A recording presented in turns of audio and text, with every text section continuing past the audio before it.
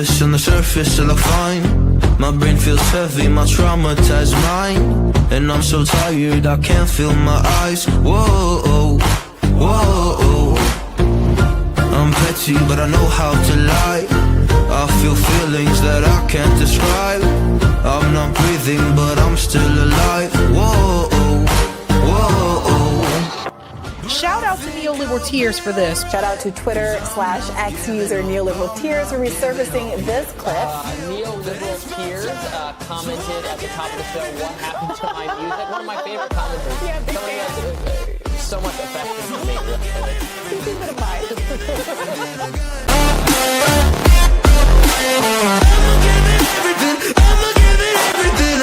Prepare for a holiday season of Neoliberal Tears. Hello, hi, and welcome to Nightcap with Neoliberal Tears, which is who I am, Neoliberal Tears. Good to see you. Thank you for coming. Thank you for joining me on the interwebs. So happy to see you, sort of, kind of, virtually speaking. Hope you're doing well. So, I wanted to talk about heartbreak tonight. There's so much of it in the ethers, in the air, especially in politics. And heartbreaker, heartstopper, Zoran Mamdani, friend of the show, had some comments to make about whether he thinks woke, quote unquote, 1.0 went too far. The same way Alexandria Ocasio-Cortez, other friend of the show, not really, commented and said so. So he had a response. Very talented, brilliant communicator that Zoran Mamdani is. And his thoughts on defunding the police or other slogans from the social justice rights movement. Let's take a listen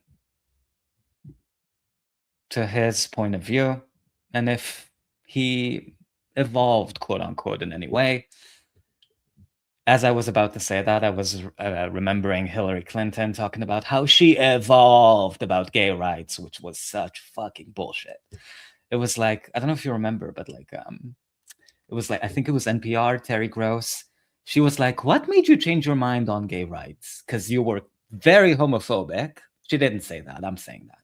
You were very homophobic, and all of a sudden you're for marriage equality. What the fuck happened, Hillary?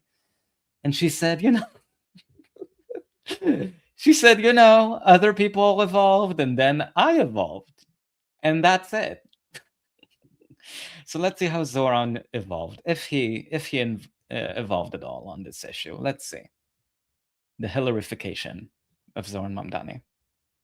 Do you think Woke One was crazy?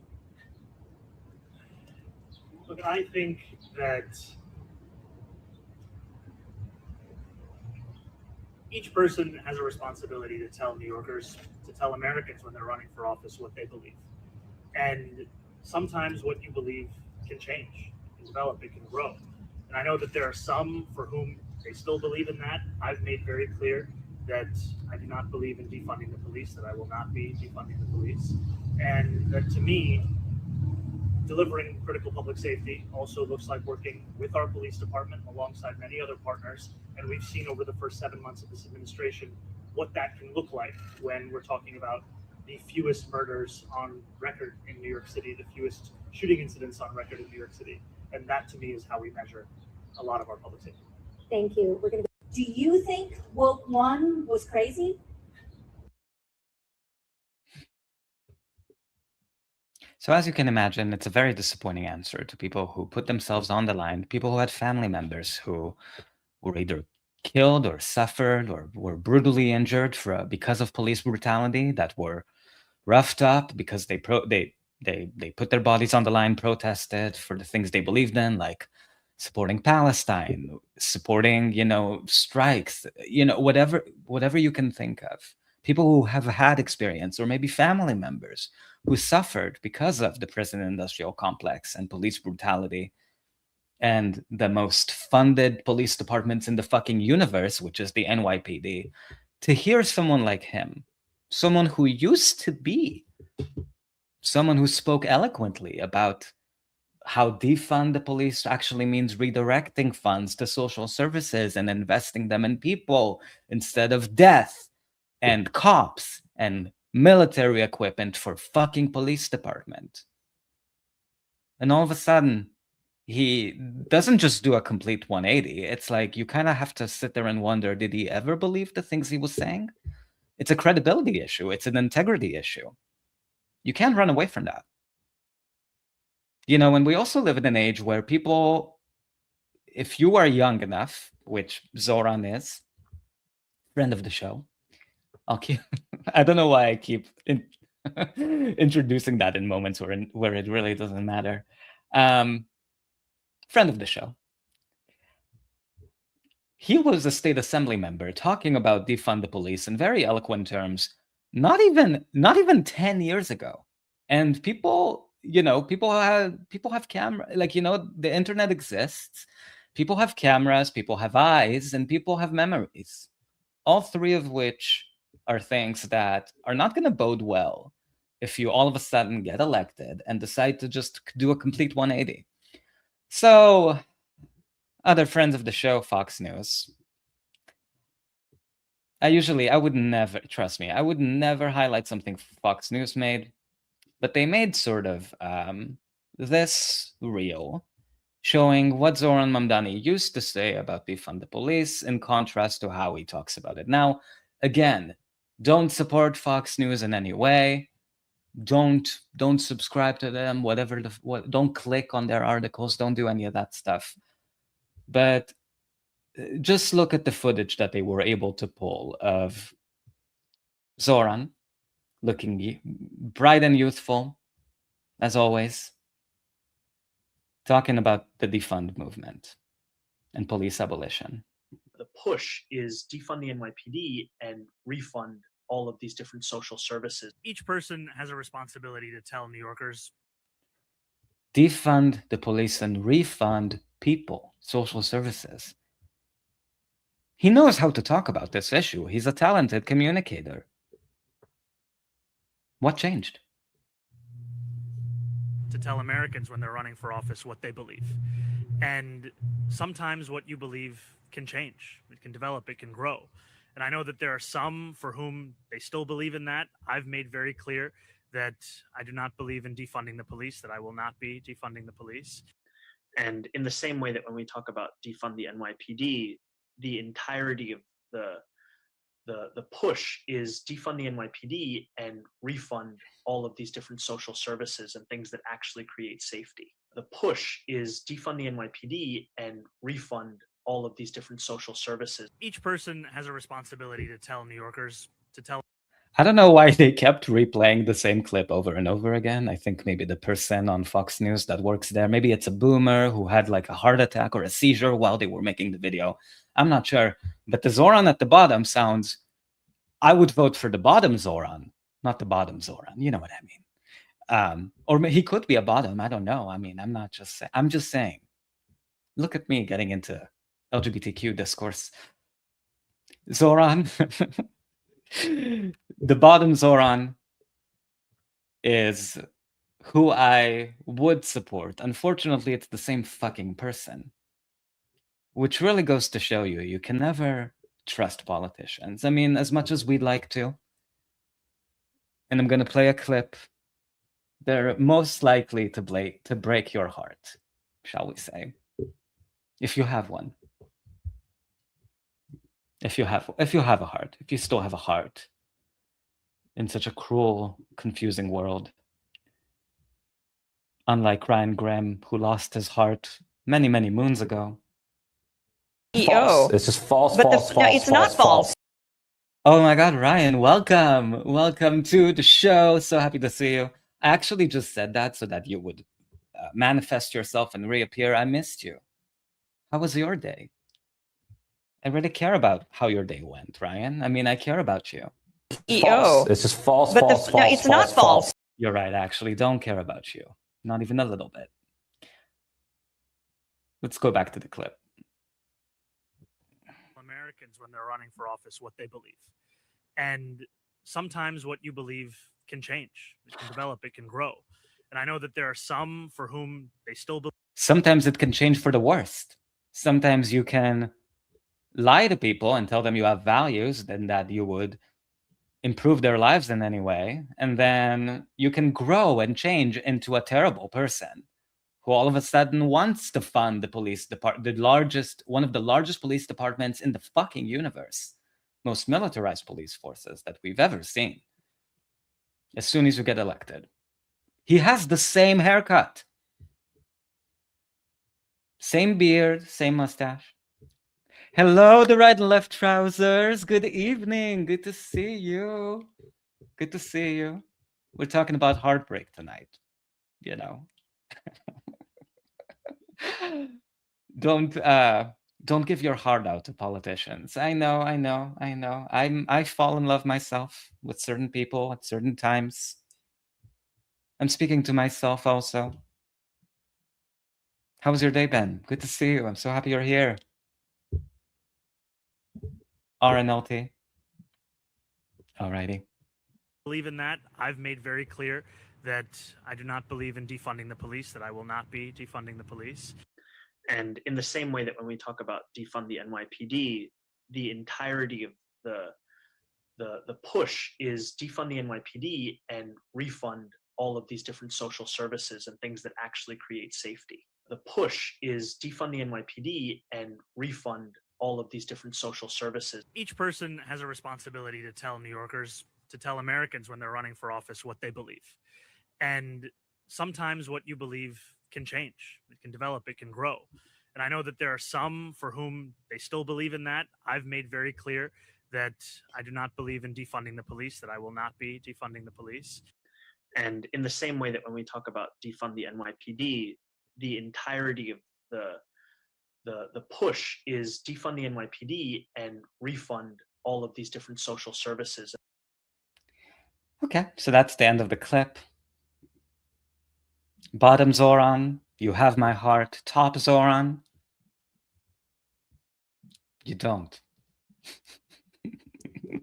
You cannot fill my holes, Top Zoran. I refuse to let you.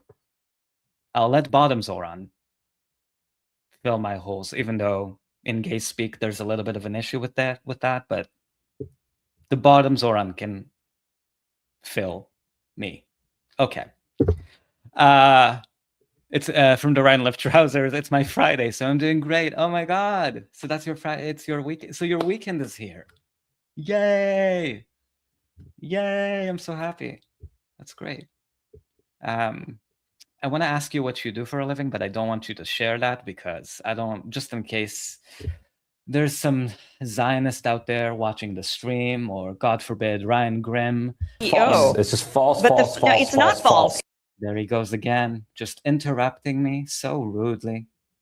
White people have such audacity to just put themselves in there and like really make themselves the center of any conversation. It's just false. False. No, it's not false. You're just proving my point, Ryan. What are we going to do with you? Are we going to get you anti-racist training? Who's going to want to give you that training? I don't want to be in the same room as you. Fuck no. Maybe for the right price. Has to be high though.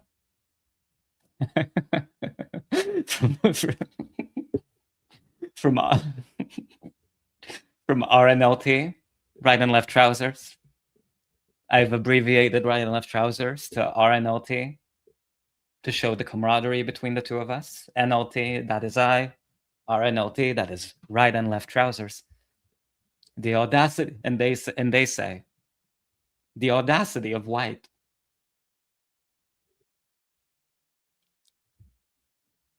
You've read that book, right, Ryan? The Audacity of Hope? False. It's just false. False. No, it's not false. I forgot that those glasses you wear were just for show. You don't actually read any books. That's why you're so stupid. So, the backlash to Zoran is coming from the left or the principled communities that care about people in social services and actually helping reduce crime, which funding the police does not do and has never done. Zoran angered those people of conscience, and then he also angered, apparently, Fox News, who are using this moment to highlight his hypocrisy on this exact issue.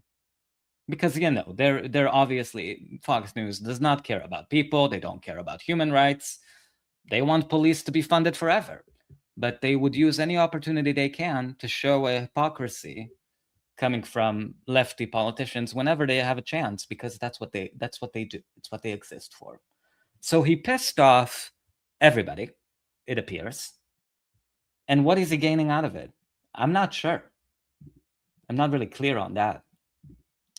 So let's see another comment I noticed. And this is from a user on Twitter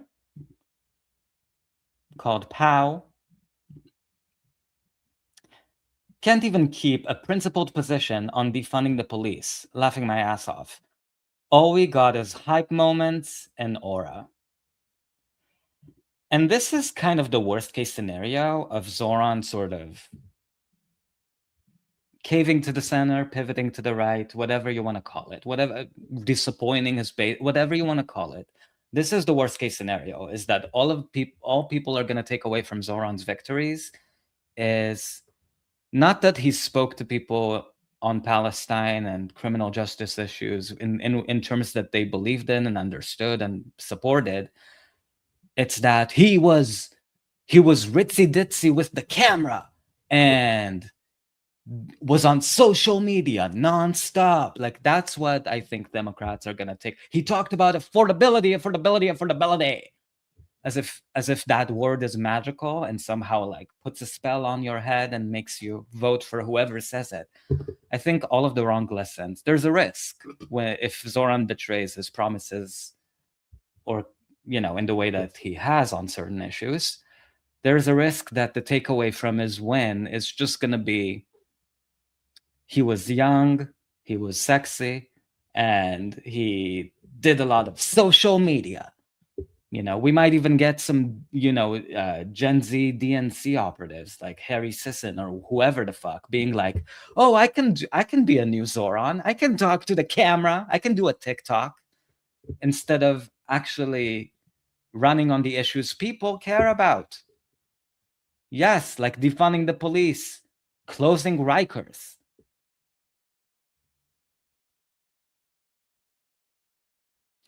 As soon as politicians start betraying their promises, they make it harder for good people to actually win their own races if they choose to run for a higher office. It's a lose-lose situation for all of us. I don't like it. From the right and left treasures. Sorry, I just saw the word Ryan and I already started laughing. I mean, you know why. You know, Ryan is just, there's so much to laugh about. Oh, it's just false. No, it's not false. I walked right into that one, didn't I, Ryan? From the right and left trousers, Ryan read it and concluded, and the audacity of hope. Ryan read it and concluded racism had been solved. Oh my God. Or maybe he read it and sort of thought, actually, the real bigotry now has become anti-white bigotry. He was like, you're right, like the racism that Obama wrote about, that's fixed. That's okay. I totally see that.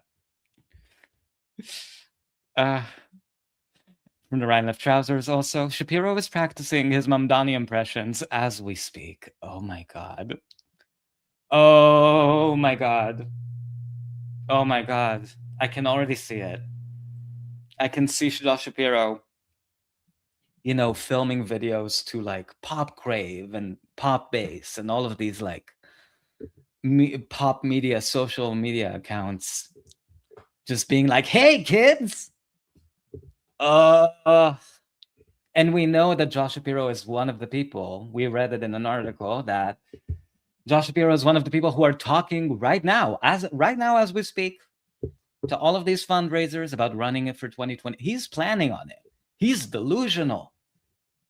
Delusional narcissists never take no for an answer. I'm not calling it into being. I'm preparing you emotionally, spiritually. It's happening. Will he win? No. But he's going to run against some Republican who's going to be terrible, evil, for sure. Marco Rubio, probably. Whoever he runs against, Josh Shapiro will lose. So I'm just preparing you. I see Fascism Watch here is in the chat saying hello to the Grim Reaper. Ryan, you love Fascism Watch and Right and Live Trousers. Like, they're both your biggest fans, right? You love that. False. It's just false, But false, the- false, no, it's not false. Okay, so Ryan doesn't believe it yet. I think it's hard for him to trust people. We have to work on that, right, Ryan? We'll work on that. We'll work on you. Never give up. Get in there and get in the fight. So you can see these betrayals, especially on policing. I think this is such a all-encompassing issue in terms of, because, people have made this comparison on the federal level of like, why are we and again, even though I have problems with this framing, just go with me here. People like Dr. Abdul Said have been saying, why are we spending all this money on bombs? For corporations, of course, that's why. But why are we spending this money on bombs instead of investing it in healthcare and people? It's the exact same argument you could make with the NYPD. Why does the NYPD need more money than most countries' militaries combined? Why? How is it exactly keeping people safe? It's not. There's no connection between increased money for police budgets and lower crime rates. There's no relationship. Zoran knew that. He talked about it. Not even 5 years ago. He knew how to talk about it in a way that made sense to people. Defund the police means refunding the people.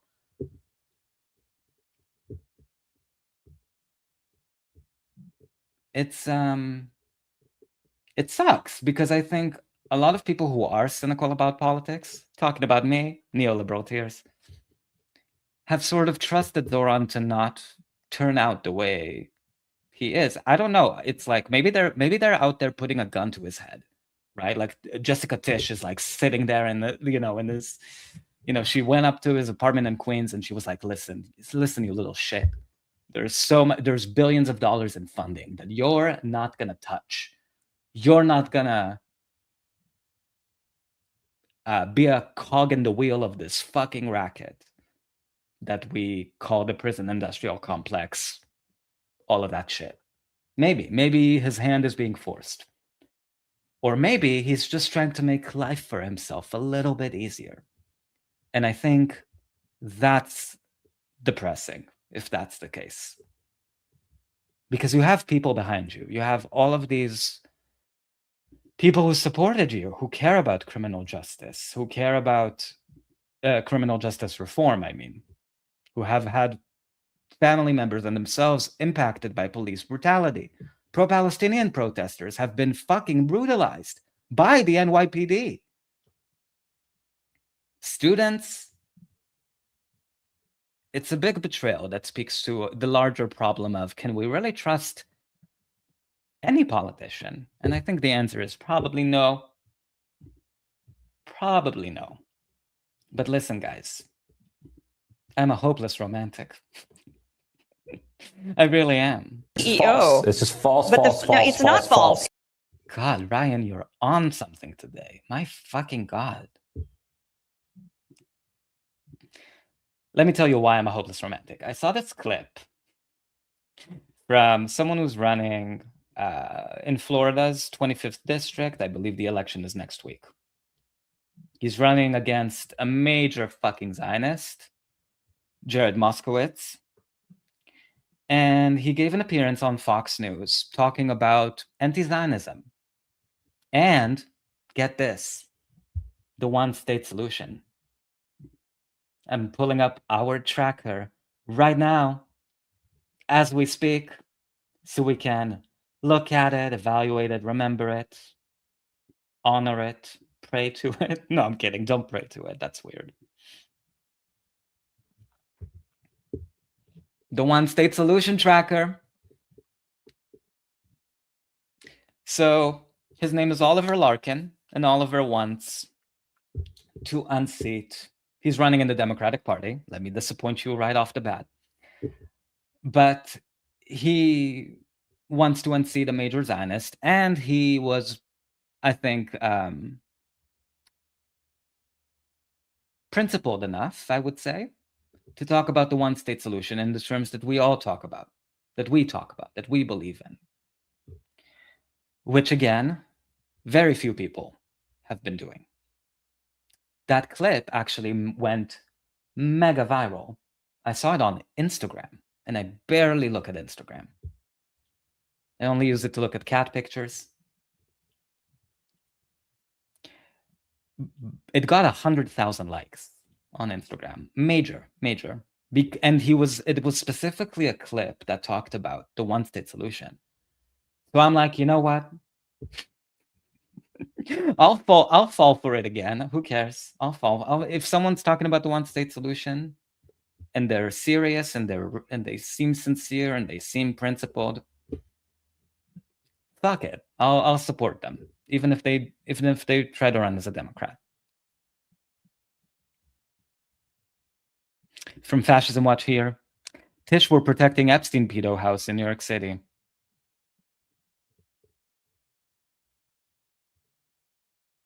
Yeah, let's sit with that. Let's sit with that for a moment. Unreal.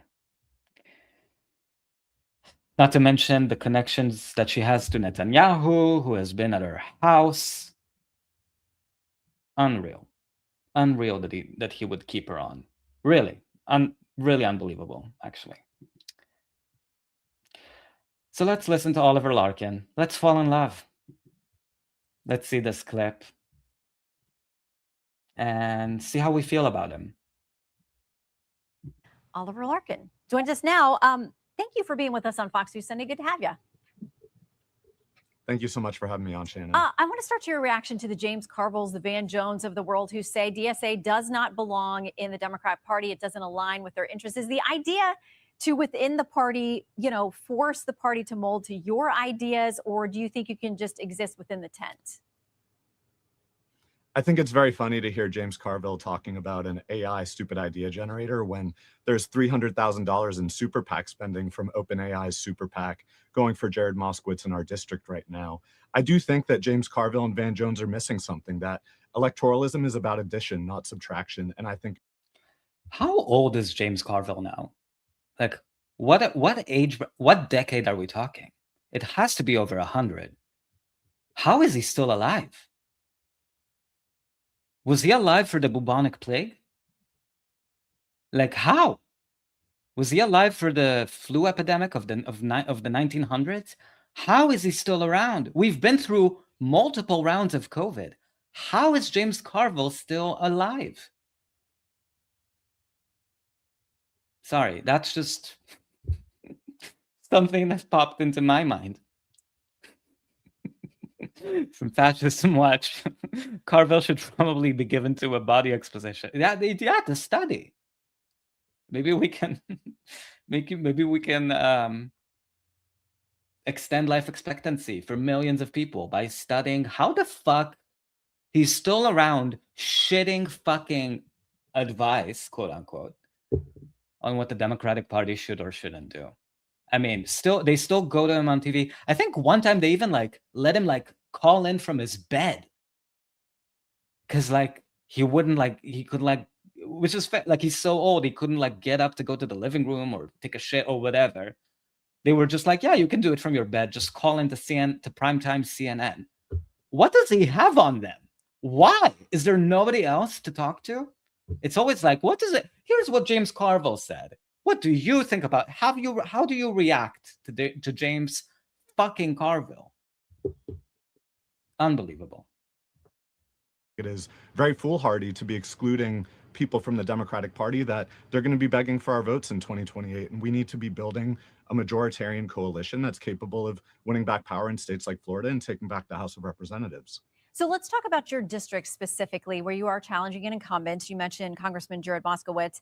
The Miami Herald says you're not the man for the job. They say in a district that's 25% Jewish, they've endorsed your competitor. They say this, the editorial board writing, Larkin said he does not consider anti-Zionism to be anti-Semitic, but that's disingenuous.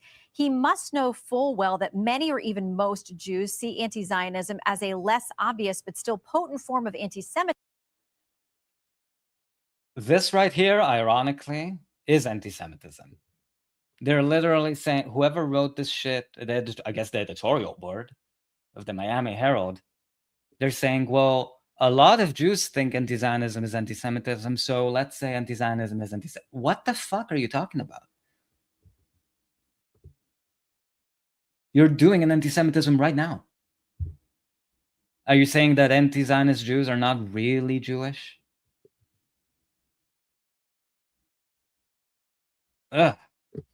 Or maybe that's the point. Maybe they want to create more anti-Semitism with bullshit like this. I mean, maybe it's to their own benefit. He may try to add his own spin to the term, but it remains offensive and is a dog whistle that no doubt appeals to anti-Semites. So what's your message to Jewish voters there in that district?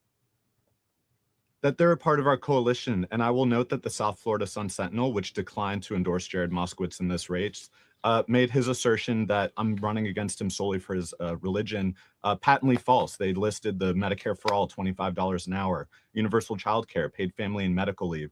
So there's some contentious issues that we're dealing with down here in South Florida, and the media is not a monolith. And the South Florida Sun Sentinel rightfully called out Jared Moskowitz's claim as false. And we reject the claim that anti-Zionism is equatable to anti-Semitism.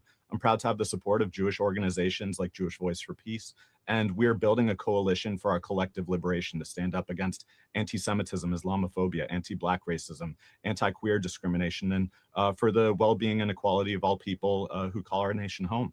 You also have support. So, our bestie of the show, RNLT, did the research for all of us in the chat, here at home. For Ryan Grimm, if you're watching this. From the Ryan Love Trousers. I never thought about how old Carville really is, but I just did a quick skim of a few Wikipedia articles. Carville, being a Democrat from Louisiana and a man of a certain age, in his youth, supported campaigns of segregationist Louisiana Democrats. Those are the values that James Carville is trying to bring the party back to. Make the Democrats segregationists again. That's his political background, where he cut his teeth 200 years ago.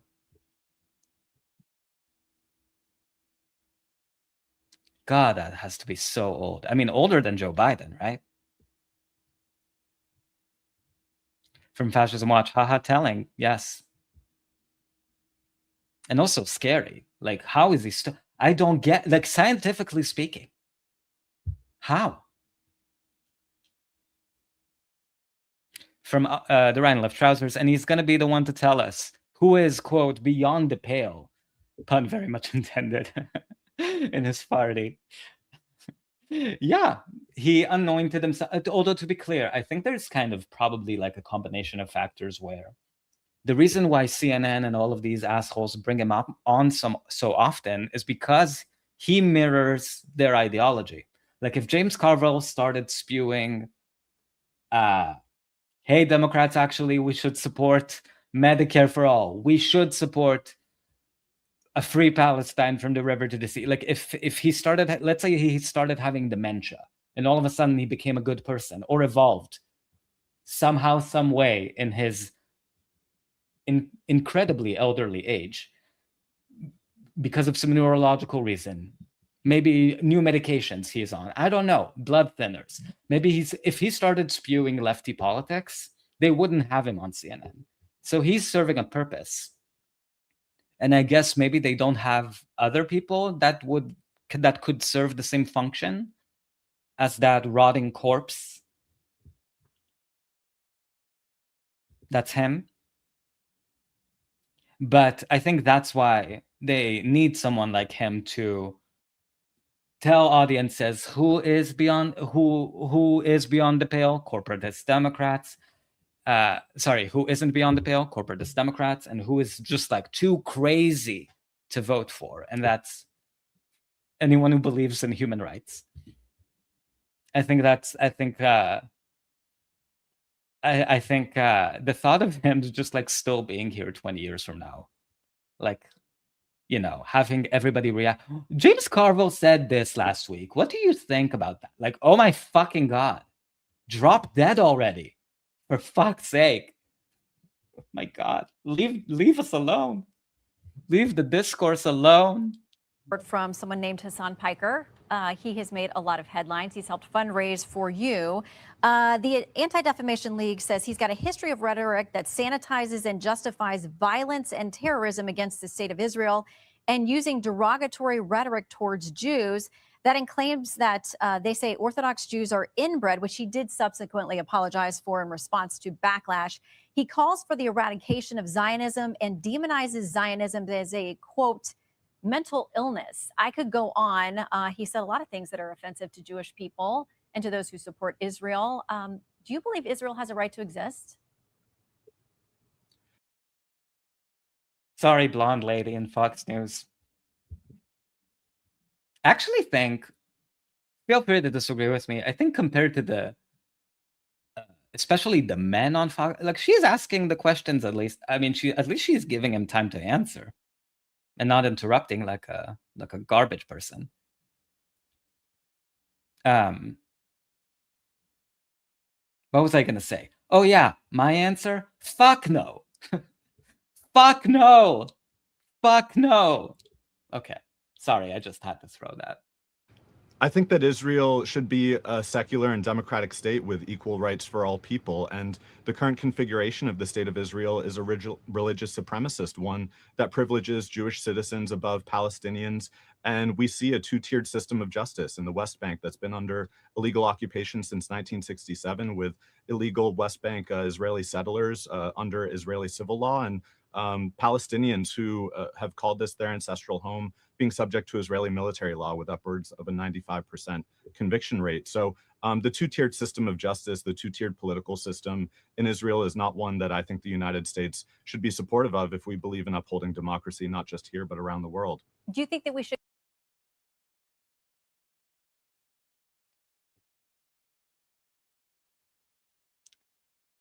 Mr. Larkin,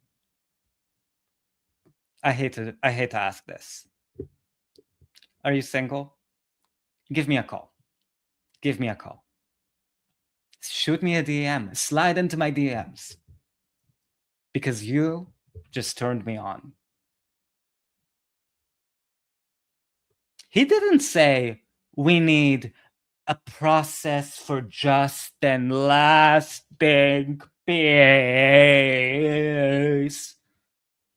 He went straight to the root cause of the issue. Injustice, two-tiered system of justice, over 95% conviction rate for Palestinians in the West Bank, which is evil. There's almost 0% conviction rate to the violent, psychotic settlers attacking Palestinians every day in the West Bank because they're under Israeli law. They're charged under Israeli civil law, and Palestinians are charged under a military dictatorship they can't even vote for, or vote out, or vote their way out of. So he said, one secular state from the river to the sea. Call me. Call me. You can be the top to my... Okay, I'm going too far. I was thinking of Zoran and the top to the bottom. You get it. From the right and left trousers. Whoa, this is some spicy stuff for Fox News. I know. And she didn't interrupt. I think maybe she's new. They didn't maybe the producer called out sick that day, so he wasn't in her earpiece telling her like, cut him out, cut him the fuck off. He said one secular state, cut him off.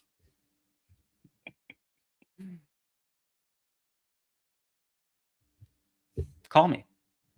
To cut off defensive weapons, either by purchase or by us supplying them to Israel defensive weapons.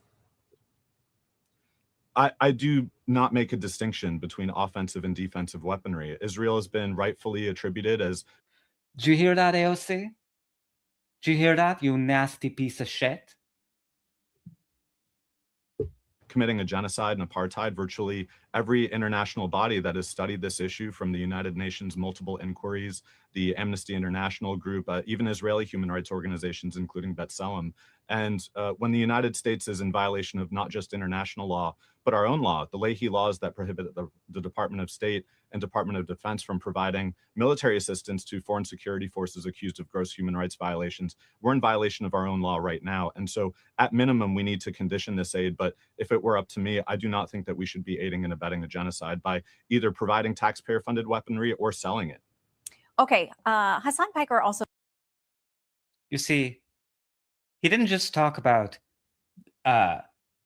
cutting aid. This is what Ro Khanna did, right? Say, so much bad stuff happening over there. Oh my God. That's why I support cutting off aid. But would you support an arms embargo and not selling them the fucking weapons and the Iron Dome materials that they're using to commit a genocide? Well, I mean, how can you ask me to not enforce? What am I going to do? Be the global police? No, I can't. I'm not going to. We can sell whoever we want. It's the free market. He said, no. No military aid and no sale of any weapons to a genocidal apartheid state. Oliver, call me. Call me. I'm single. Have I said that already? I'm so turned on.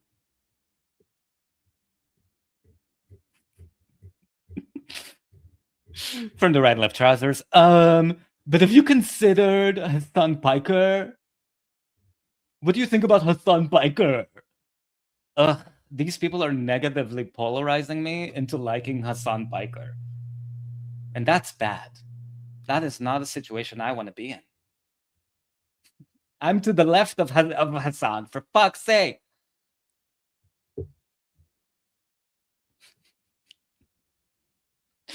From the right and left trousers, I have, ma'am, respectfully speaking, since he shaved his beard and put on a suit. He's become a little bitch. I don't get the whole like wearing a suit on stream thing. You're trying to appeal to young people. You know what I mean? Like, no one cares what you're wearing. No one cares. Millennials have led the way in terms of who gives a fuck about dress codes and all that stuff. It matters more what you say and how you say it and whether you are authentic or not. Authenticity is the biggest currency, really. Like, because it's so hard to find. Nobody cares that you're wearing a suit and tie. And to be clear, Hassan looks good in a suit and tie. It's the DNC bullshit coming out of his holes that I have an issue with.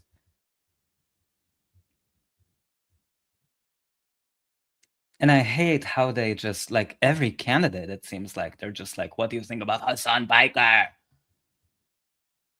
Oh, nobody cares about, like, literally nobody fucking cares. Nobody cares. Nobody cares. I'm a lefty and I could not care less about Hassan. Like, could not care less. Famously said that America deserved 9/11. Do you think we deserve 9/11?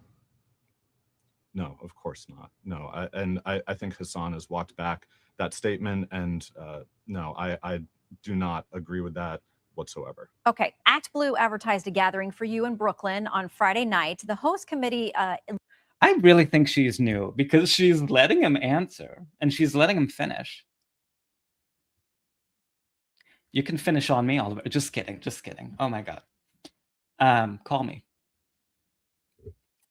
So this was Fox News, And again, the part that went mega viral is the part about the one equal state from the river to the sea. Mega viral. I'm 100,000 likes. I really hope. Look, I mean, I really hope he ousts that Zionist piece of shit Moskowitz. I hope he gets in there. And I hope he stays true to his convictions. I hope I get to add him to our beautiful, sexy little tracker, our one-state solution tracker from Fascism Watch here. Oh, she's not new. Thank you, Fascism Watch. Okay, so now we know she's not new.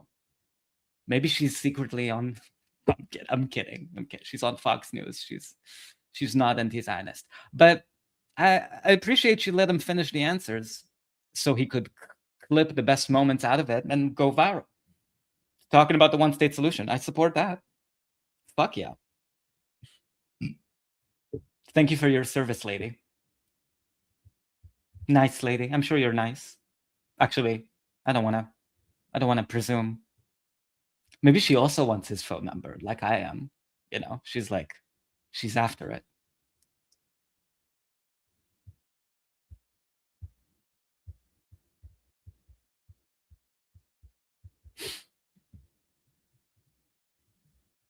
Yeah. You're after it too, right, Ryan? CEO. It's just false, But false, false, no, it's false, not false. Okay. I was just joking.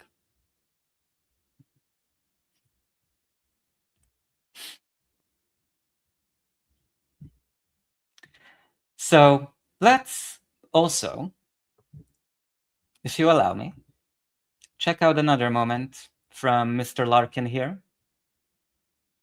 My future boyfriend. Just kidding.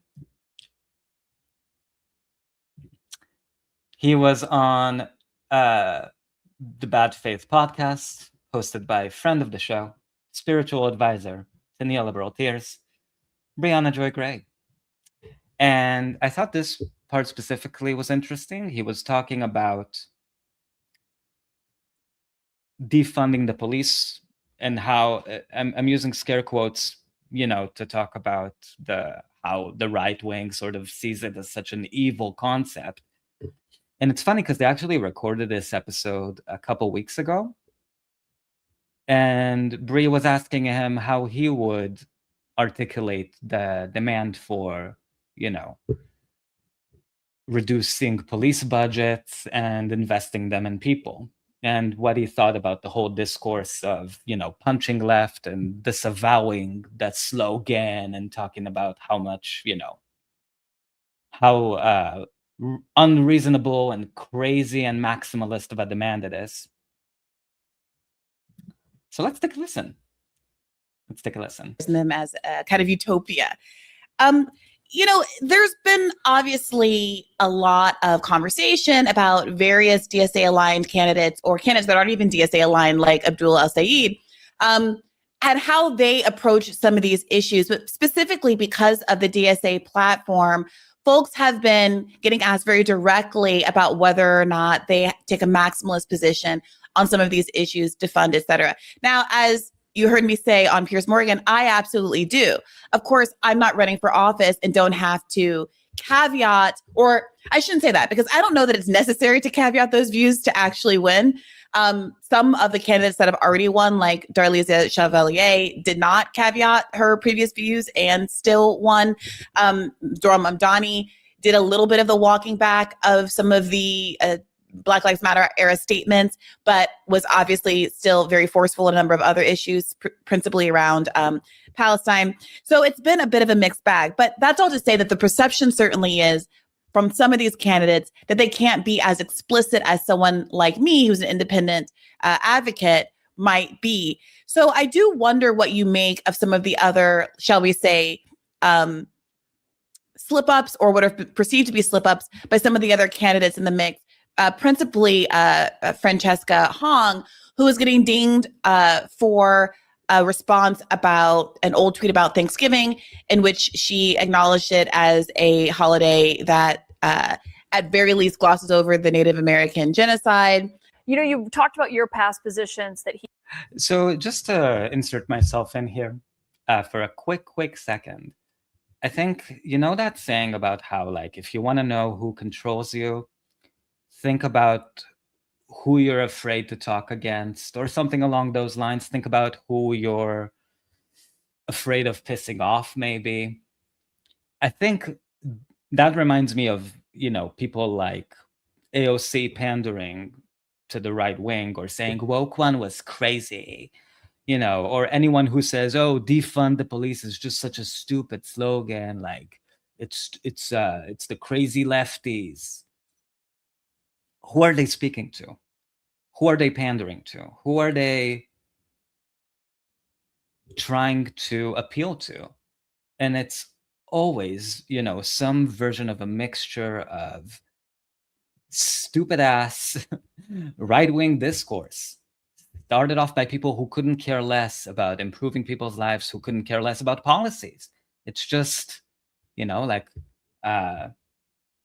idiots like James Carville going on CNN or giving quotes to Politico, our favorite tabloid.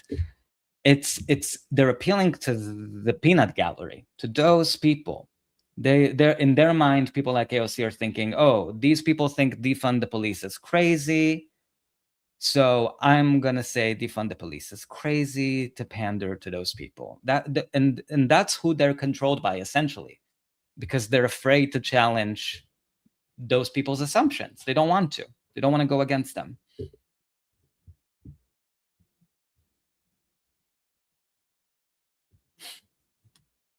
He keeps highlighting, and you know, obviously likely would continue to do so before November should you win. One thing that they brought up as well was a post from you in 2021 where you said Americans should cancel Thanksgiving, should have done this in 1621.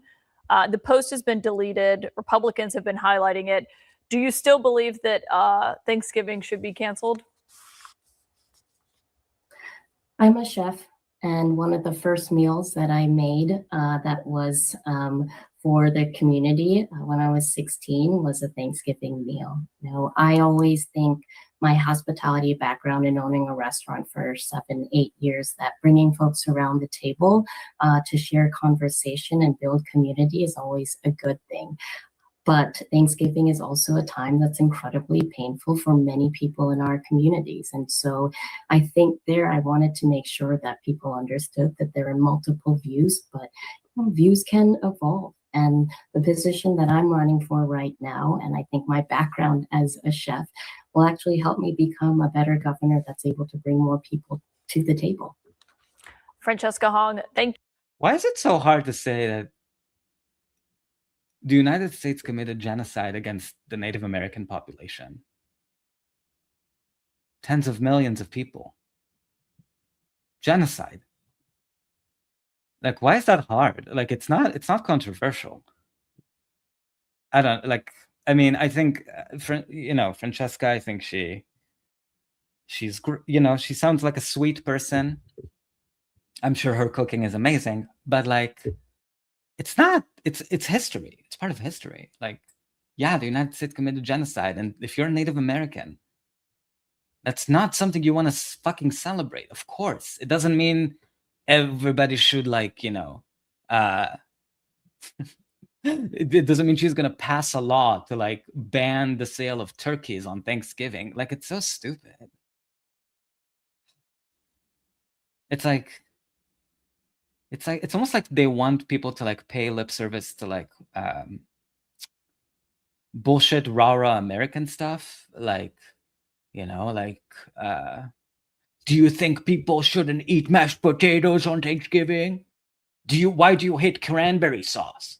Like, who is this for? Like, it's just so stupid. Like, because I really don't know how, but like the entire media, maybe Republicans had something to do with it. Maybe the DNC helped them out. I don't know. But like, there was an entire fucking media cycle about how Francesca was just a crazy loony for saying that Thanksgiving is kind of, you know, the history of colonization of the Americas had to do with genocide. Like, that's a painful fact for many, many, many communities. Like, how did this become a giant part of the news cycle? I don't understand. Like, who decides these things?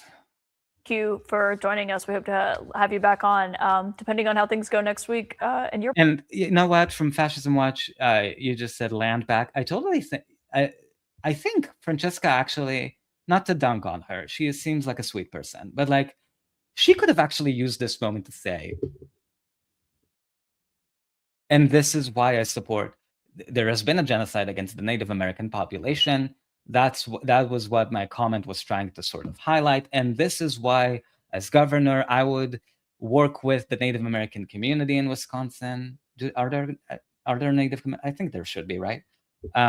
This is why I believe in land back. This is the policy that I was support. She could have totally turned that around and like use that moment to sort of talk about land back and like all of these policies that lefties support.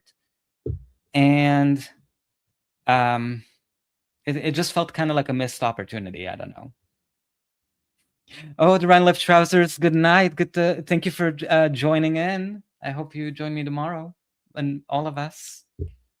Thank you for coming in. Enjoy your weekend.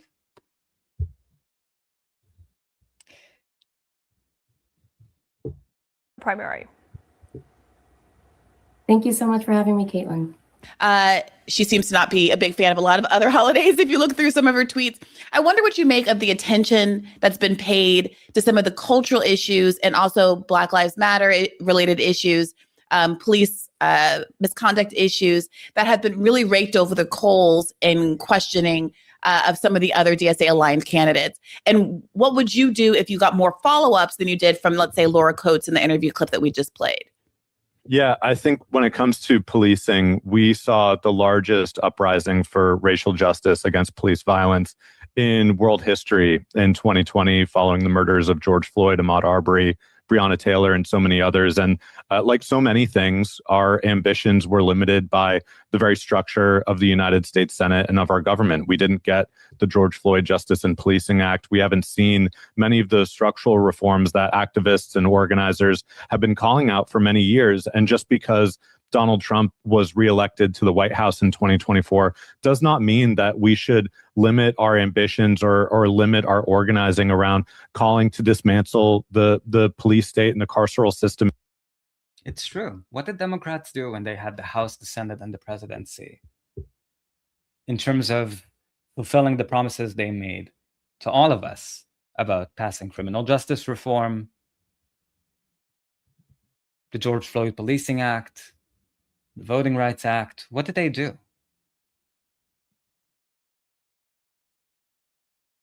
Fucking nothing. Just came up with a shit ton of excuses.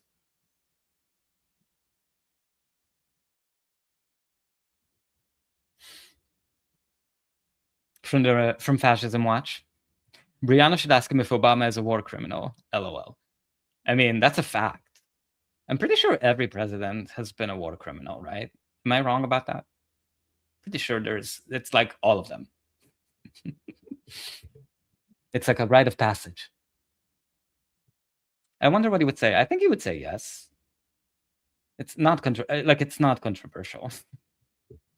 That's why Obama had to like clean up his image and like do a video dancing with Zohran Mamdani, dancing at a preschool to sort of wash away the blood of all the people he helped drone strike. But yeah, I think this is a really important point, that the reason we're seeing this continued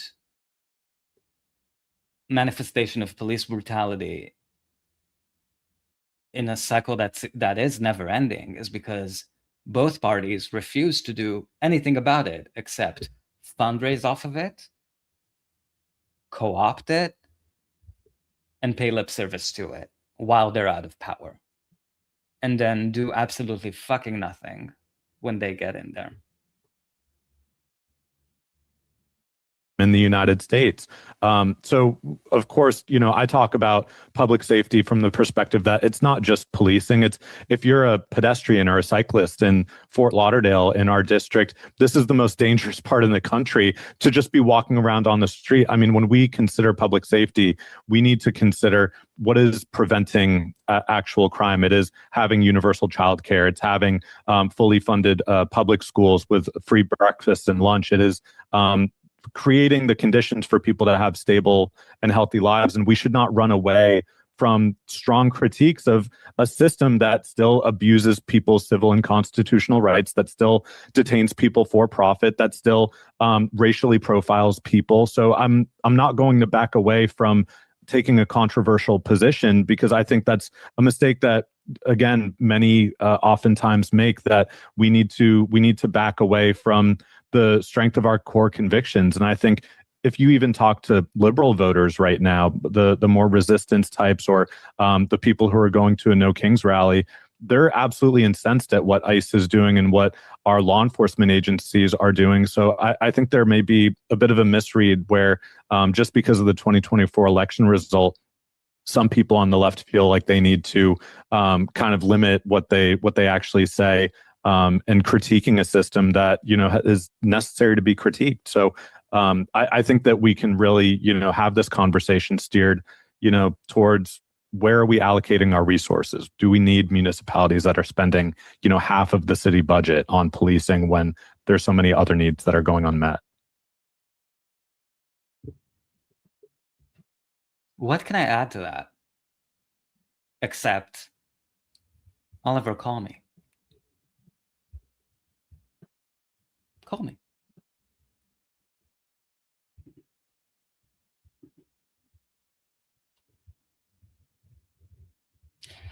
So, not to give you any false hope, I mean, even if he wins, which I hope he does, I also hope he calls me. Not sure if I said that already. But even if he wins, he's going to be one of, at best, 10 DSA elected officials out of a party of Democratic Party of 212 members or something like that, 213, whatever the number is. So he's going to be limited in terms of what he's actually able to accomplish. I think he's legit. I think he has all of the right possessions. I think he should call me. But I want to sort of be clear about the fact that, sadly, the Democratic Party, as much as I'd love for it to be the Oliver Larkin party, or or the party of people who espouse these kinds of ideals, the Darya-Liza Avila-Chevalier party. I think we've seen what happens, and the numbers are just not there to support it, to support the party changing, at least in its current configuration. I think he's very, very smart, very, very educated on the issues. I'm glad he's running. I'm glad he's doing what he's doing. And I said this before, really the best use of your time as a freshman Congress member, because they're not going to give you any committee assignments. Your best use of that time is to use the fact that you're an elected Congress member, go on the media and go on CNN, go to all of these channels that invite you on because you're an elected Congress member, and educate people on what public safety actually looks like, on what equal rights from the river to the sea actually looks like, what anti-Zionism is. It's a huge service that you can do because they invite your voice to be on there. Because of your status as an elected Congress member, you really get to break through the nonsensical corporate media bubble and really put these ideas out there that we should all be for.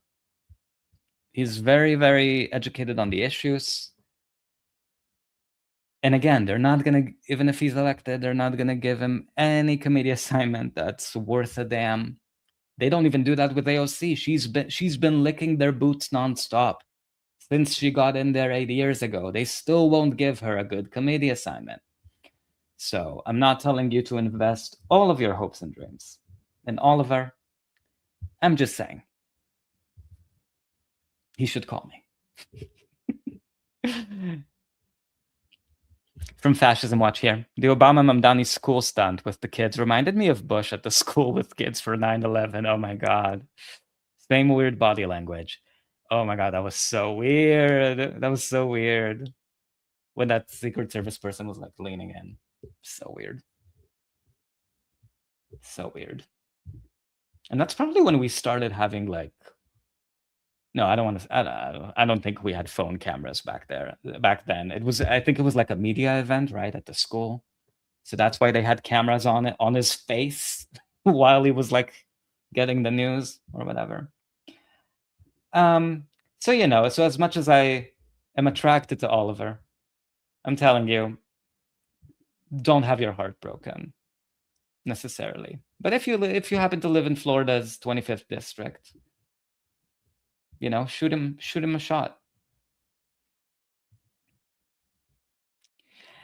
I also wanted to remind us, speaking of Democrats being in power and reneging on all of their promises, you know, Biden and Harris were explicit about codifying Roe v. Wade if they got in there and they got the Senate. The Democratic Party was able to retake the Senate and retake the presidency. They promised they would codify Roe v. Wade. All of a sudden, they're in charge. Democrats have the House, they have the Senate, they have the presidency. The Supreme Court strikes down Roe v. Wade. Let me see actually what the date was when Kamala gave this interview. This was 4 years ago. Let's see if there's a date. July 2nd, 2022. So yeah, so Democrats still had all three branches, I believe. If I'm wrong, let me know. And this is how Kamala reacted to CNN asking her, what are you going to do in terms of codifying Roe v. Wade, helping women who need access to abortion services or other kind of reproductive services, you know? What are you going to do? And this is how Kamala responded, which is so emblematic of the Democratic Party in general. This is what they always say when you ask them, what are you going to do now that you're in power? What are you going to do? What do you say to Democratic voters who argue, wait a minute, we worked really hard to elect a Democratic president and vice president, Democratic-led House, a Democratic-led Senate. Do it now. But do what now? What now? I mean, we listen, what we did, do what now? What are we talking about? What are you talking about? What am I talking about? Do what? What? So fucking funny. Let's replay that one more time, just for funsies. Do what now? Do it now. but do what now? What now? I mean, listen, what we did, we extended the child tax credit for the first year. I'm sorry, when I say do what, do it now. Yeah. Act legislatively to make abortion rights. She has to talk to her like she's a baby. And no love lost here for Dana Bash, but what the fuck? She has to explain. I mean, legislatively speaking, since you have the House and the Senate and the presidency, what are you gonna do? So fucking funny. Do what now? Do what now? Who? Wait, are you talking to me? Are you sure? Am I the only one here? Hello? Doug, are you back there? Can you answer that for me, Doug? Do what now? So fucking funny. Okay, sorry. One last time, please. Can we just one more time? The way she sniffed her nose too. She was like, do it now. But do what now? What now? I mean, listen, what we did, we extended the child tax credit for the Well, first I'm year. sorry, when I say do right? what, Yeah. do. Well, listen, if you're worried about an abortion, did you know that we passed the child care tax credit? You're talking about abortion. You're talking about people who need abortions, and you're telling them, well, I guess if you have a kid, don't worry, you're going to get a tax credit for that. So don't worry about that abortion. What are you saying? What are you saying?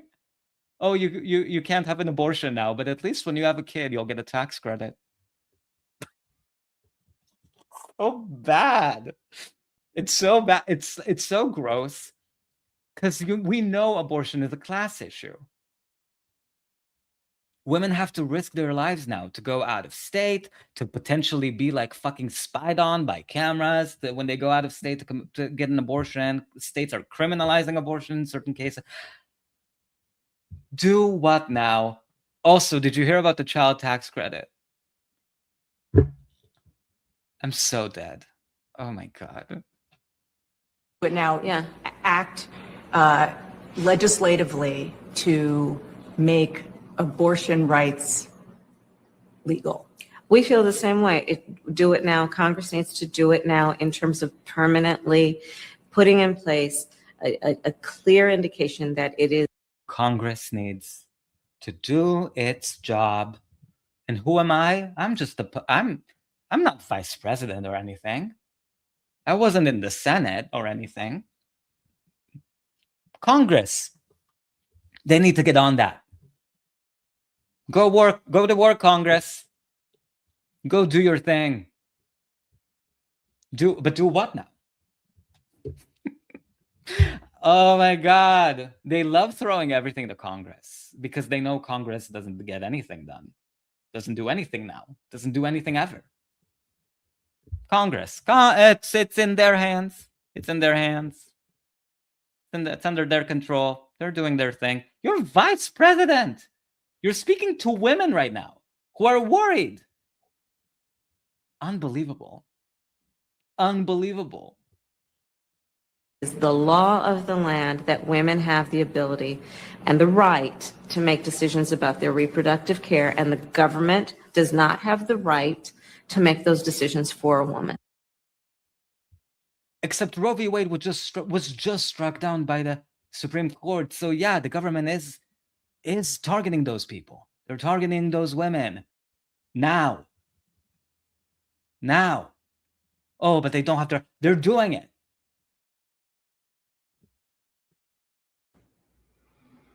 Katie, do what now? Was the question as vague as Kamala's response suggested it was? I mean, oh, that was a cute way to frame that. Because oh my God, do what now? Do me? Not me. You're not talking to me. Did you hear that? Actually, I have to go. Oh my God. Thank you for having me, Dana Bash. I think about that clip so often because it really encapsulates how stupid Democrats think we are. As soon as they're in power, they're like, what? What was that about the George Floyd Policing Act? What did you say something? Did you say something about $15? Did you say something about public option? Do what now? What do you mean? What do you mean? Spell it out for me. And they do that with everything. So don't get your hopes up if Democrats ever take back power again. That they'll ever do that now. Do what now? Or do anything now. Or do anything ever. Except build more fucking data centers. From Fascism Watch, do your thing. Do that thing you do. No, they were sitting down to have an interview about the overturn of Roe v. Wade. And I really honestly don't know if Kamala Harris it could go either way. She could be just a normal politician obfuscating the issues and kind of engaging in double talk, or she's so out of touch that she may not have actually known what she was asking her about. She did almost seem she's a worse than average political just kind of massager of talking points or something. right. I agree. I mean, it's like I always think, who's worse, her or Joe Biden? They're both talented in different ways. He just has all these gaffes, and she's just a robot, so she won't even say enough to have a gaffe. You know what I mean? Everything is just coded and absolutely substance free. But Well, she did. No. Go but, ahead, I mean, Katie. if you look at her face, she did almost seem like she was genuinely like, it worked on both levels. Like, she was like, what on earth could we do? Or she was also like, wait, what are we talking? Do what now? Like, what are people asking for? Yeah, that's the damning part. That it's almost It really, to me, it read kind of almost like, almost like an episode, like a stroke, you know, and just like, wait, do what now? Like, where am I? What are we talking about? More so than what on earth. Like, she didn't seem concerned. That's one thing I would say, or at least my read on this. Oh my God, I see we have another bestie in the chat. Welcome, the Traveler 0386. Good to see you. What, the Traveler, what should we do now? Do what now? What is anything? What's happening? What's going on? It was almost like philosophical. It was like, what are we gonna do broadly as world citizens? What are we meant to do? What should we do? What could we do? So from the Traveler here, don't worry, we're replacing red fascism with blue fascism. Yay! Rainbow bombs. We're gonna have drone strikes, but they're gonna be pink. In honor of the pussy hat wearing Women's March, we are gonna make everything. We listen to you, women. We know that you want codify. We know that you wanted Roe v. Wade to be codified into law. We hear you. We see you, and that's why we're gonna make all of our bee bombers and drones and bombs that are dropping on innocent people all around the world, Latin America, the Middle East, anywhere you can think of. We're gonna make those bombs pink in honor of your bravery and commitment to justice. You're welcome. Hashtag Democrats deliver.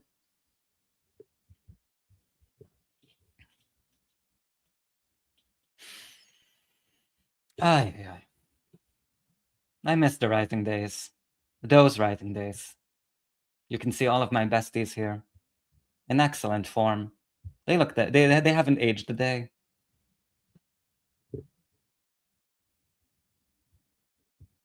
Maybe that's what they were supposed to do. What now? Aging. And they didn't do that. From the Traveler here, I have a fun conspiracy theory about Roe v. Wade, that if Democrats actually kept the House in 2022 and gained a seat in the Senate, Cuellar was going to be the roadblock to codify. You're so fucking right.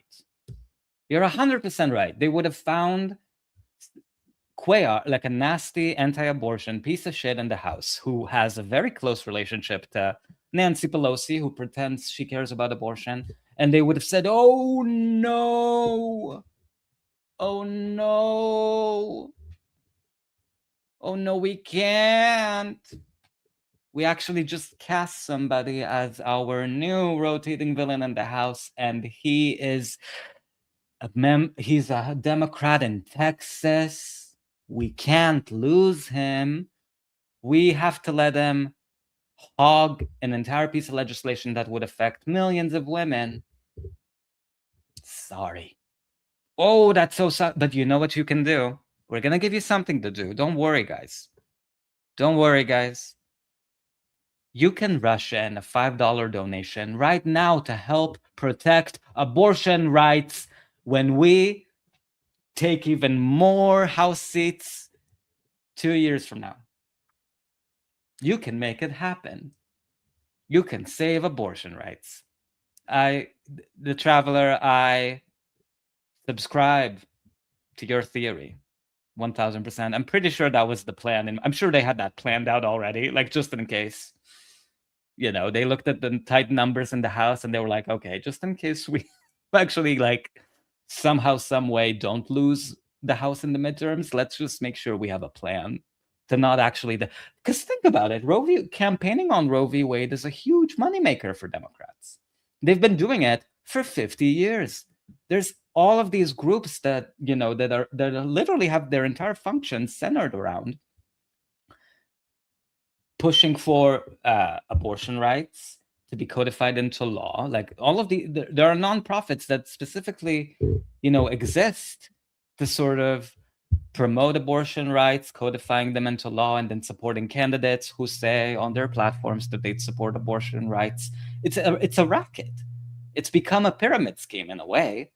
And now if they actually codify it, that money spigot, all of the women who spent money giving it to Democrats so they pass abortion rights, that money stops. They can't pass it without losing, you know, the goodwill. That's why they completely stopped talking about it, because I think it doesn't make them as much money as it used to, because people are like, fuck you, Democrats. You just talk about abortion rights without ever fucking doing anything about it. People have had to pass ballot initiatives in their own states, their own cities, to actually codify abortion into law. Arizona did it. Arizona, that voted for Trump, they codified abortion rights into the state constitution as a ballot initiative. So they voted against Kamala Harris, but they still voted for abortion rights to be part of the law. So even this idea that like, oh, Democrats didn't vote for Kamala Harris because they don't care about abortion. People care about abortion. They just don't believe Democrats will ever do anything about it. You proved them that it's never going to happen. And I think that's why they stopped talking about abortion rights completely. You never hear them say anything. It's not that it's become less of an issue for women. It's a class issue. They just know they can't get away with milking you out of your change again in the same manner.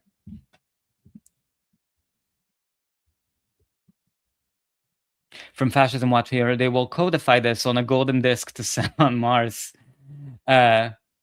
Bacterias will maybe save humanity and women's rights. We have to put our faith in the at this point, I would put more faith in aliens. I don't believe there are aliens, but just in case, I would put more faith in them than Democrats. That's for sure. That's for fucking sure. It's really it's such a huge betrayal. I mean, I'm trying to think of one group the Democratic Party has not betrayed, and it's rich people. They kept Trump's tax cuts. They betrayed women. They betrayed the LGBTQ community for fucking sure. They betrayed, you know, people of lower socioeconomic means by refusing to pass the $15 minimum wage. Thank you, Pramila fucking Jayapal. Who they betrayed African American voters who begged them to pass the Voting Rights Act or the George Floyd and Policing Act. They betrayed everybody. Everybody. It's almost impressive. Quite an accomplishment. I think that's why people were so fucking. I think that's part, and of course we can't forget how they betrayed the pro-Palestine community. I mean, that kind of a betrayal, I don't think they'll ever get back from that. Zionism, I think, was the final straw that broke the Democratic Party, but they've been betraying everybody that ever had any faith in them. That's why I mean to say that they really don't deserve to be rebranded. I don't think they're going to get away with it in a way. I mean, we see Zoran Mamdani trying to sort of not rebrand the Democratic Party, but present a vision of what it could be, of what it could turn into if more people like him got themselves into elected positions. That was his case, right? That the Democratic Party needs to become a party for working people and to actually hate this word, deliver for people. But even him backtracking on so many of his promises, I think just reminds people of all of the other betrayals that have been committed by Democrats along the very long road.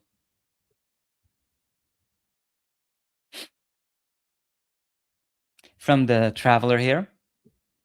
A while ago, I saw a meme where there was a photo of the top cop smiling, and the caption was, "Centrism is just fascism, but telling you no with a smile." The Democratic Party is a graveyard for left-wing movements. As a great Shama Sawant once said, friend of Ryan Grimm, friend of the show. False. It's just false, But false, the, false, no, it's not false. Ryan, are you still holding a grudge against Shama Sawant? Come on. You need to get over that. You have to get over that. False. It's just false, But false, the, false, no, it's not false. I mean, I guess technically you don't have to get over that, but I think it would be good for your mental health.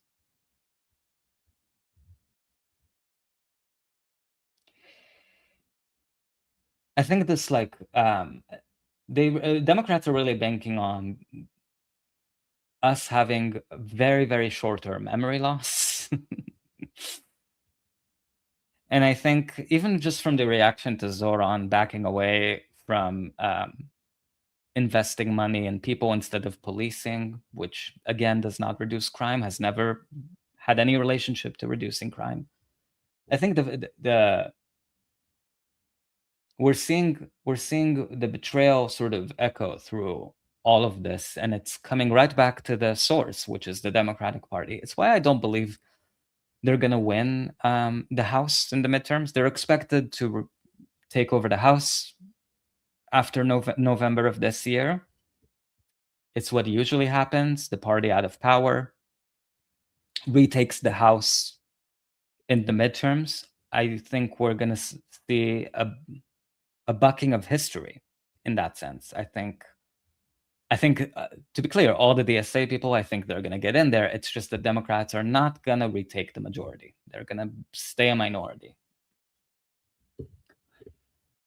And there's going to be a lot of discourse about how the Democratic Party just is too left. And that's why people gave up on it. And I think that really misses the truth, which is that people in Arizona did not vote for Trump because they hated women at the same time that they voted to codify abortion rights into law in the state.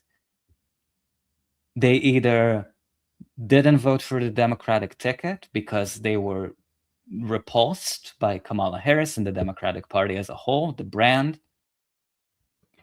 and while voting for ballot initiatives that they cared about, or they felt so betrayed and they wanted to punish the Democrat. We've heard this from people in Michigan who were so betrayed by the Democratic Party, they wanted to make sure that Kamala, who is responsible for genocide, lost the election no matter what, even if that meant voting for Trump. Even if they never voted Republican before, they wanted to punish the Democratic Party over the genocide in Palestine. They were Trump, as evil as he is, in their mind, because they had to have made a choice, they wanted to choose in their mind what was the lesser evil. And Trump was a lesser evil to the genocide complicit vice president. It's a real, and I think the real tragedy in all of this is that people deserve better than both of these fascist wings of the same bird, right? But we live in a two-party system. We have even independent, quote-unquote, media that refuses to cover independent candidates or third-party candidates as serious contenders. There are structural obstacles for independent and third-party candidates to succeed. I don't want to lie to anybody and pretend like a third party is going to take over next year. It's not happening. But it feels like we're in a hostage situation with those two fascist wing of the same bird. From the Traveler here. Now, it is wild that progressives did honk dirty. And it is wild how liberals were automatically pulling the misogyny card when Kamala lost. Such a good point. And the DNC still refuses to learn this lesson. So the Democratic Party has actually an allergy to learning. They can't. It's like it makes their face puff up. Right, Ryan? You're allergic to learning. That's kind of one of the requisites to being a Democrat. Having an allergic reaction to learning any fucking lessons. False. It's just false, false, false. It's not false. You see, Ryan had to think about it this time. He had to like really sit with it for a second. It took him a bit. It took him a minute. Maybe. So I feel like there's something to that. I agree with you though, the Traveler. They have all of these lessons really like laying at their feet, but they pick and choose which lessons they want to learn. They always want to say, oh, people didn't vote for us because we don't hate immigrants enough. We don't hate trans people enough. That's the lessons they want to learn. Because there's no cost to them being wrong over and over and over again. You know what I mean? That's why James Carville is still fucking out there. Somehow, some way, still holding on to dear life, for dear life, to dear life. Refusing to let go, refusing to let us go. Let us go. Move towards the light, James Carville. Move to the light. When you see the light, walk right into it. Don't hold on. Just go. You'll have a great time in hell, I'm sure. All of your best friends. Henry Kissinger is gonna meet you there. He's gonna like pick you up from the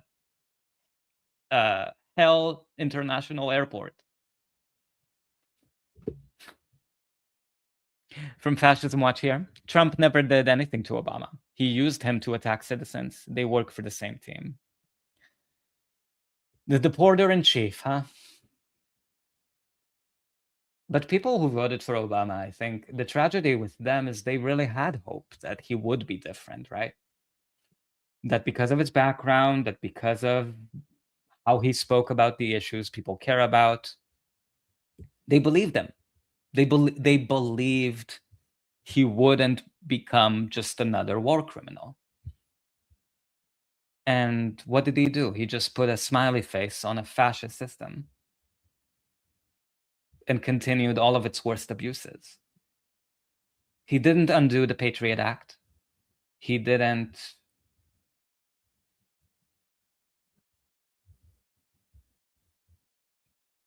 I mean, he did. I guess he did do the Dreamer program by executive order, but that wasn't legislation. He had a supermajority, a supermajority in the Senate. That's how much hope Obama inspired in people who wanted to fix the broken healthcare system.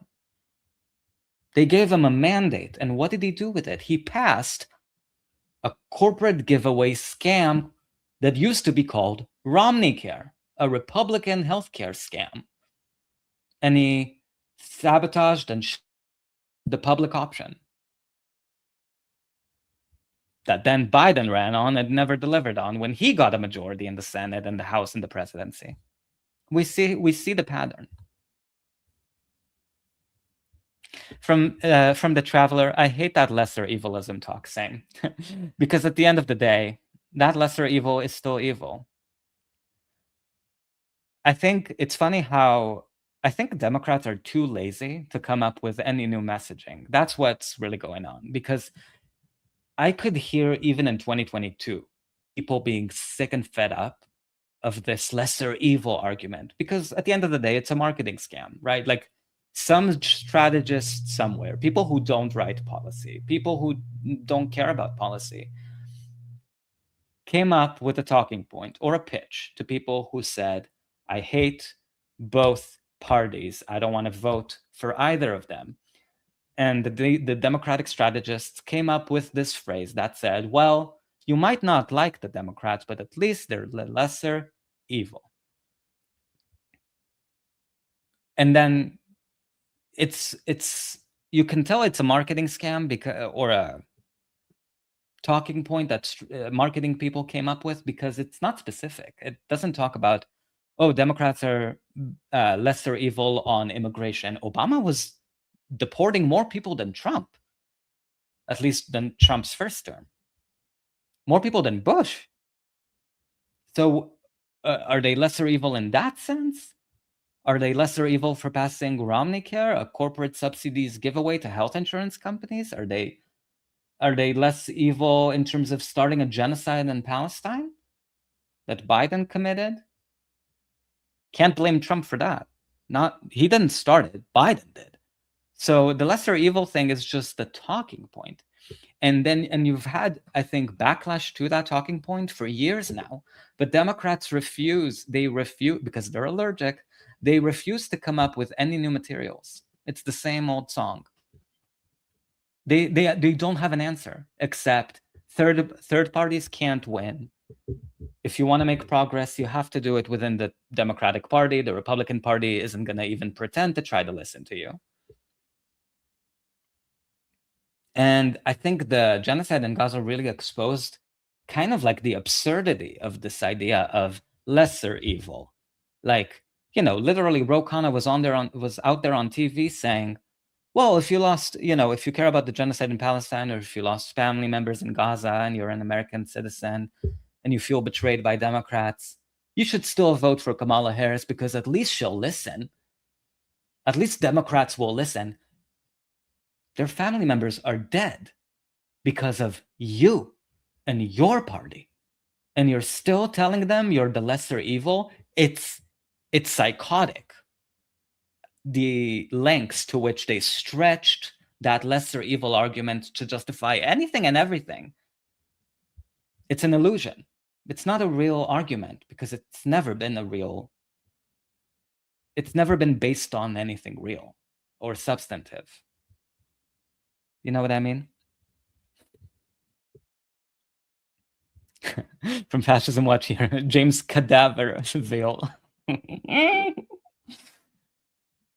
Walk towards the light, James. It's calling to you. It's calling.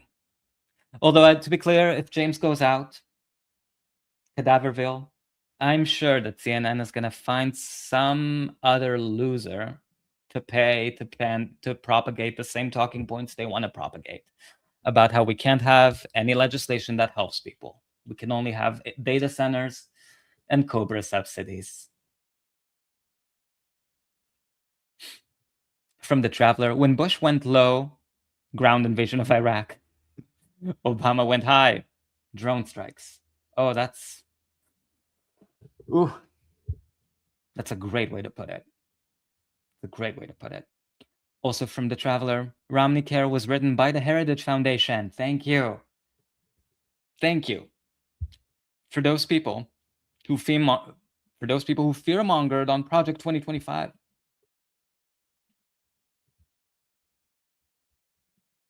And even though people have woken up to the lie of lesser evilism, as you say, that it's actually evil, even though Democrats lost an election over it by trying to tell pro-Palestine people, hey, we're still the lesser evil, you're still going to vote for us. Let me show you what I mean.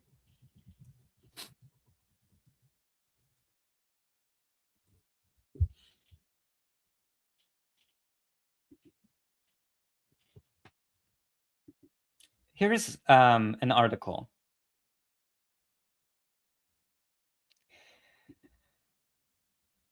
that interviewed Ron Klain, who used to be Joe Biden's chief of staff.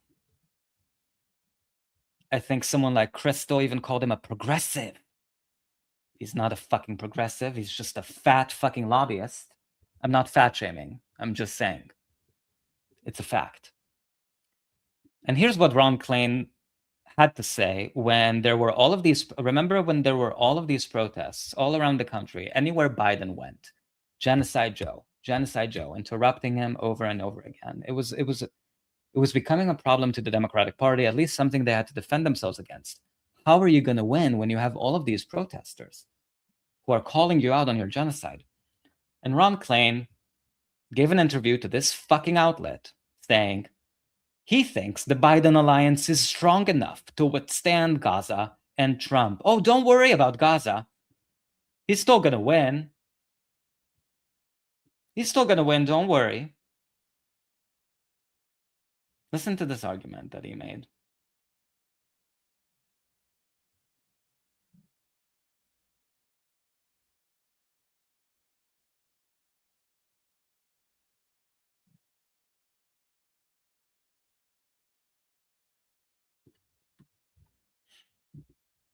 I'll make it a little bigger for you guys.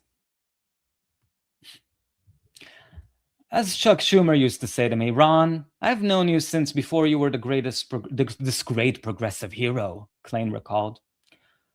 While they clearly take pride in certain progressive policy achievements, can't tell you what they are, Klain and Biden are both emphatic about being capitalists.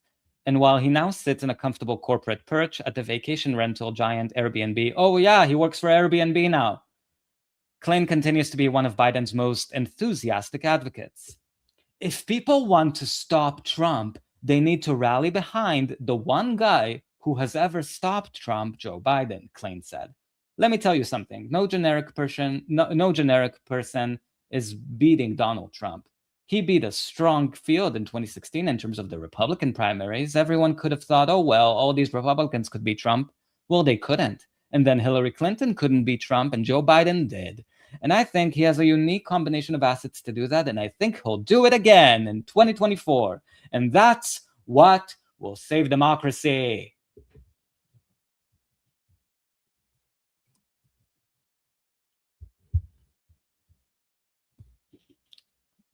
Sorry, I knew that there was a keyword here that I wanted to show you guys. As he runs for re-election, Biden is facing persistent questions about his age, sagging poll numbers, and signs of strain on a vital alliance with progressives that Klain was credited with helping to build.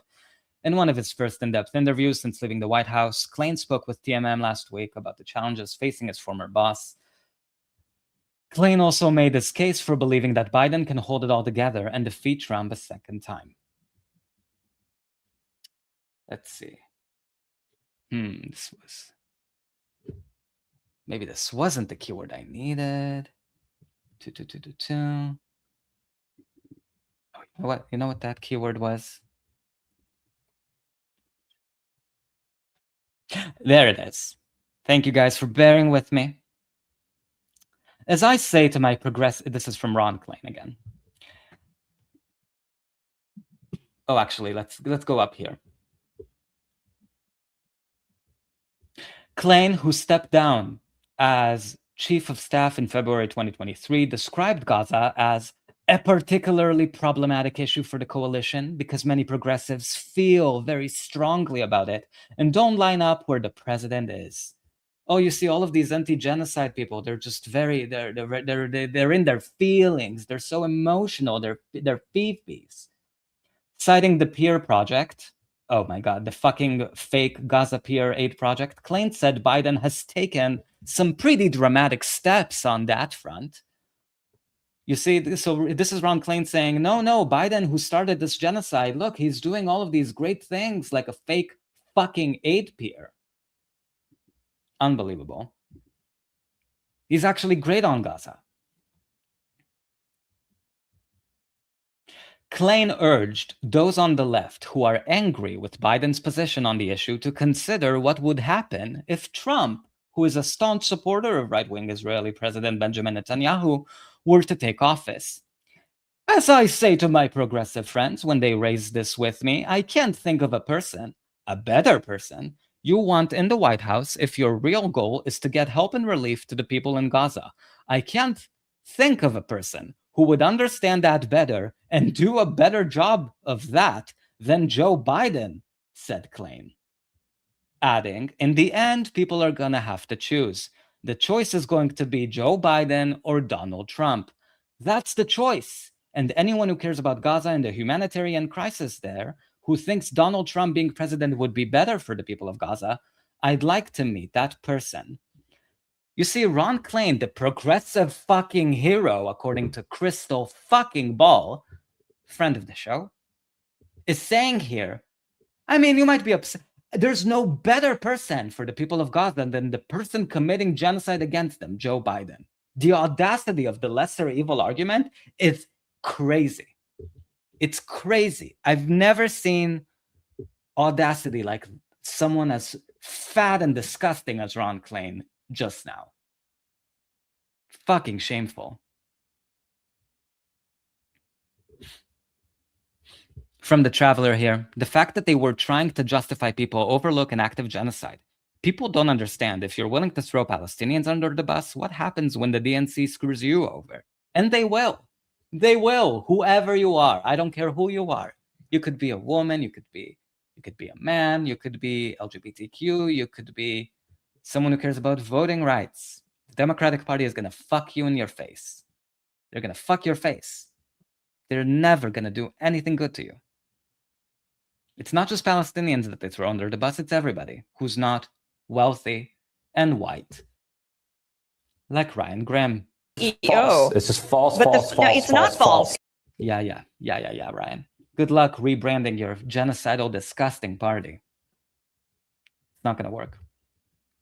It's not working with Zoran, even.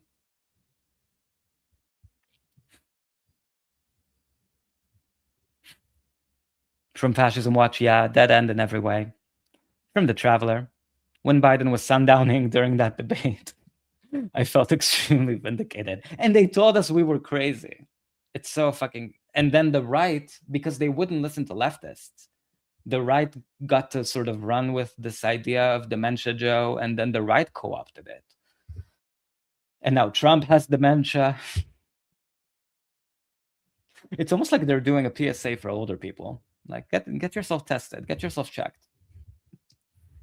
And don't run for office if you're over the age of 90 or 50. Biden was there to lose. But the audacity of someone like Ron Klain to say, I don't care about these Gaza protesters. At the end of the day, they're going to have to choose. Are you going to choose Biden or Trump? Trump is going to be worse. So you have to choose the person committing genocide, Joe Biden. Like, the evil of that framing, like, you have to be so soulless to actually present it that way. The lesser evil argument, I think, I don't know that it used to make sense to people, but at least when you sort of, I don't think it ever made sense, honestly. When you're talking to people who suffered from, police brutality or the evil immigration system that we have. It never really made sense because Democrats have been just as complicit as Republicans in all of these issues. But there's something about the genocide that just really sort of exposed the bankruptcy of the Democratic Party as a whole. And I guess I was naive enough to think that they had a moment to sort of regroup and maybe reimagine itself, reorganize themselves into a real political party that was, good for something. I was mistaken.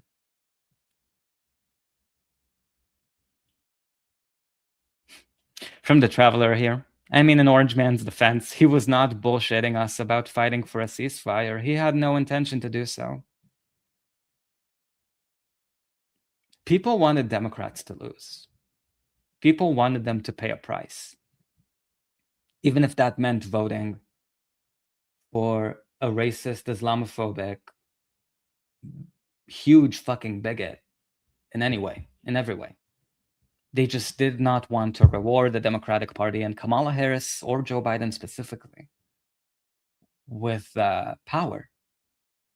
They said to themselves, I'm a person, I feel so powerless. Maybe I voted. There was a poll about people who voted for Biden in 2020 and stayed home in 2024. Can you imagine how that felt if you were Palestinian? To vote for the person who ended up committing genocide against your family members, thinking that they were gonna reverse the Trump tax cuts? I mean, the betrayal is just, it's not something you can just paper over with a talking point. It's not something you can paper over with 2 or 3 new individuals who speak about Palestine and elected to the House where they have zero power because they're new Congress members. The Democratic Party is not changing. I hope I'm, as much as I love Oliver, friend of the show, new friend of the show, maybe more than that, I don't know. Give me a call, Oliver.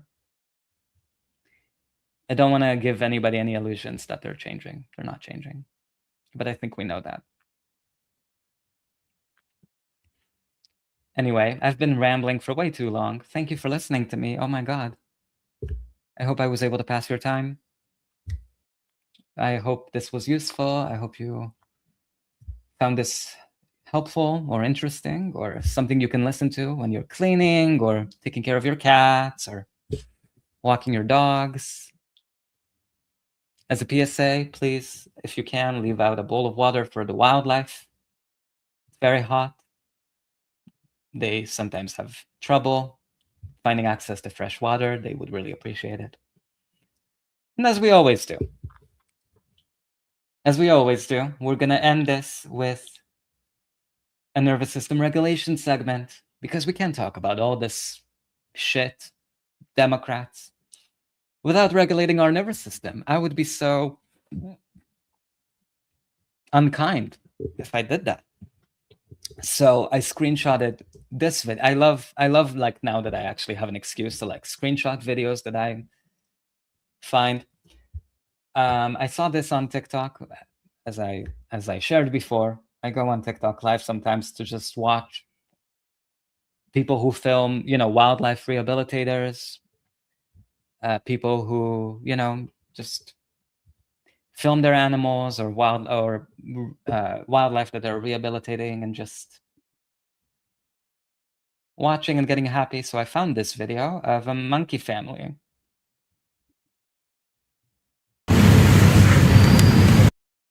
And I'll just lower the volume a little bit.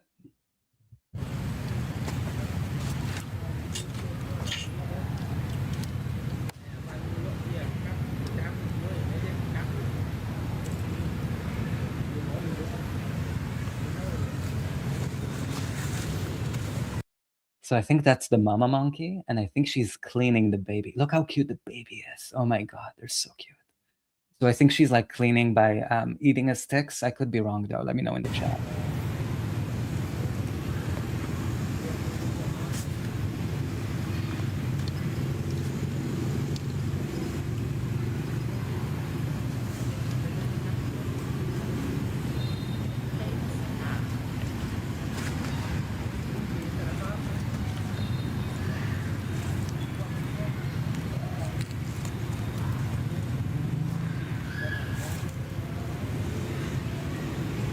I just think it's so funny. So you can see the mama monkey. She's scratching her chin with her leg instead of her hand, even though her right hand is right there. I think she's hugging her baby or holding onto the baby, and then she's scratching her face with her foot. I just think that maybe it feels more satisfying to scratch your face with your feet if you can reach. I'm gonna try that. So cute. Oh, and look at that face. Oh my God.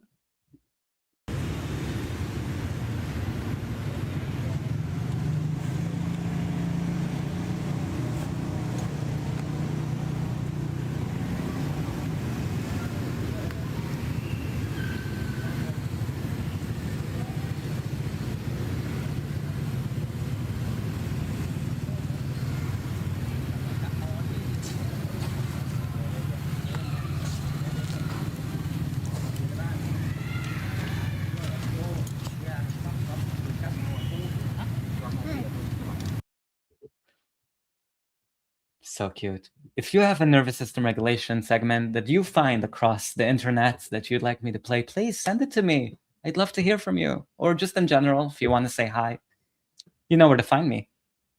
I'm always on the internet, giving Ryan Grimm a rough time, right, Ryan? False. It's just false, false, false. No, it's not false. Oh, it's only false because you love me.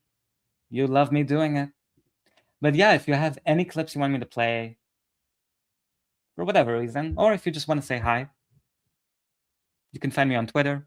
You can message me on YouTube.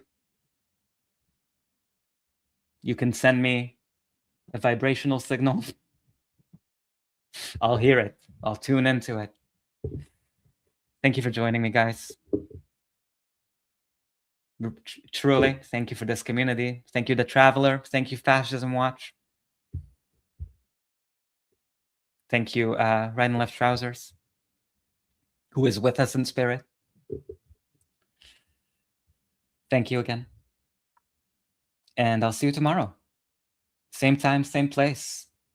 And free Palestine. From the river to the sea.